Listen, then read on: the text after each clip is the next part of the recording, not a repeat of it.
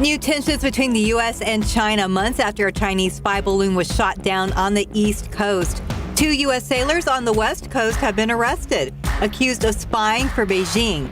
Officials warn these arrests could be the tip of the iceberg.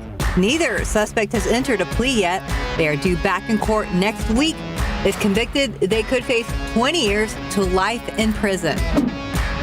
Former President Donald Trump is back home in New Jersey after pleading not guilty to all 4 counts accusing him of trying to overturn the 2020 election.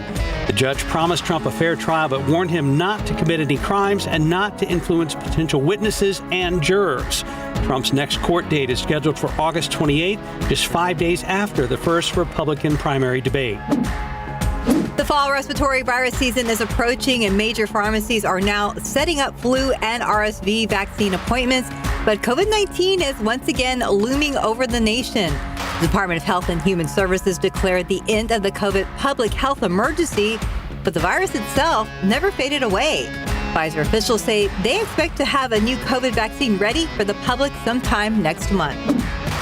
Where will Wall Street end the week? Stocks slipped lower yesterday. The S&P 500 down for a third day in a row. The Dow and Nasdaq off as well. Most investors are not surprised by the market losses after a 7-month rally.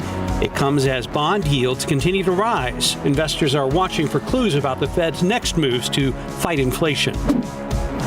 Amazon surprisingly strong second quarter earnings, nearly doubling estimates. Overall revenue was more than $134 billion, up nearly 11%. Consumer e-commerce driving the numbers. The Seattle company also projecting similar third quarter growth.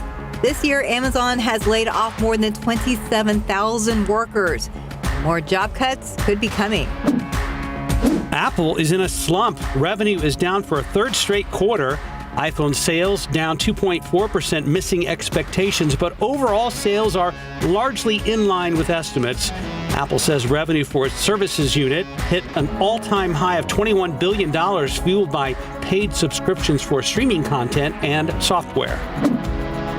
A record-breaking robocaller fine. The Federal Communications Commission issued a $300,000 fine to a network of companies accused of taking part in the auto warranty scam.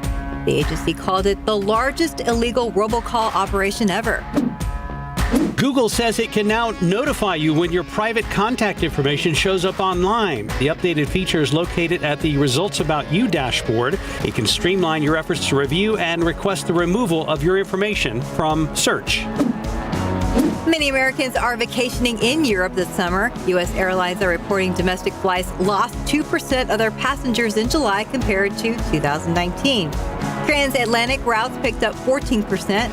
Hopper reports domestic ticket prices dropped 11% from last year, with international fares rising 11%, up 28% from 2019. In response, carriers are adjusting schedules and testing new routes.